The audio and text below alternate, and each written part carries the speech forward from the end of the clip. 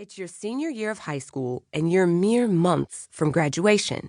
Getting there felt like a hard-fought battle with one arm tied behind your back.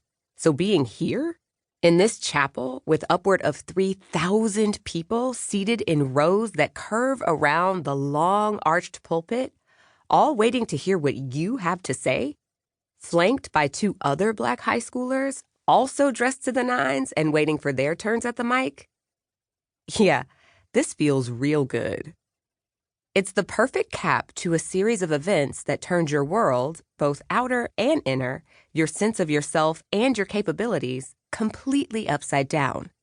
True, your competitors in the final round of the Prince William County Martin Luther King Jr. Oratorical Contest are a lot book smarter than you are. They certainly get better grades than the ones that make up your sub 3.0 GPA. And their SAT scores are hundreds of points higher than yours. You barely cracked 1,000. But you are here, just like they are. You won your high school oratorical competition, as you presume they did. You moved on to a county-wide round, which they did as well. You were voted best before the judge, which is how you wound up right here beside them on this makeshift stage. And the best part? Just like them, you're headed to college. Now, this might not sound like a huge deal.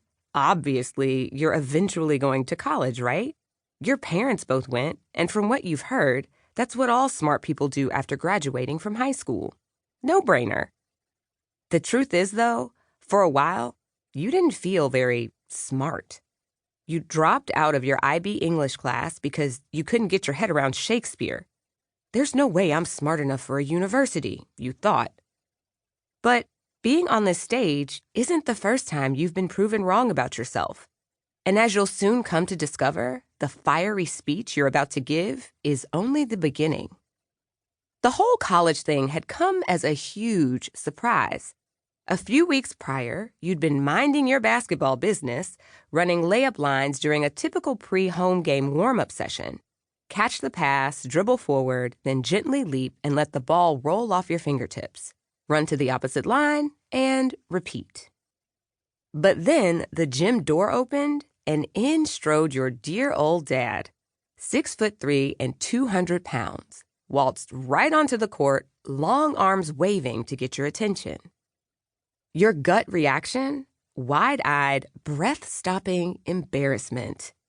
As much as you loved your pops, his blase-blah attitude toward what you'll eventually come to call the white judge, a personified name for the overwhelming sense that power-bearing white people are evaluating your every move, something Dad couldn't care less about, really got under your skin back then. Prevent his true feelings from showing on his face? Nope. Keep his voice down? No way. Avoid making any sort of scene? Forget about it. It scared you to have an African-American father who lived by his own rules. It was the precise type of attitude that might have gotten him lynched in the past or shot down by a vigilante civilian or law enforcement official now. But at any rate, there he was, so you jogged over to meet him. He looked really geeked, which was weird. When you reached him, he handed you an envelope, told you to open it, like right then and there at the half-court line before a game, with everybody watching, including all the white people. Of course you complied. It was an acceptance letter from Hampton University, one of the 2 colleges you'd applied to for the sole purpose of being able to say you'd tried. That acceptance letter flipped your worldview on its head. Despite the test scores and report cards, you were smart enough to go to college after all.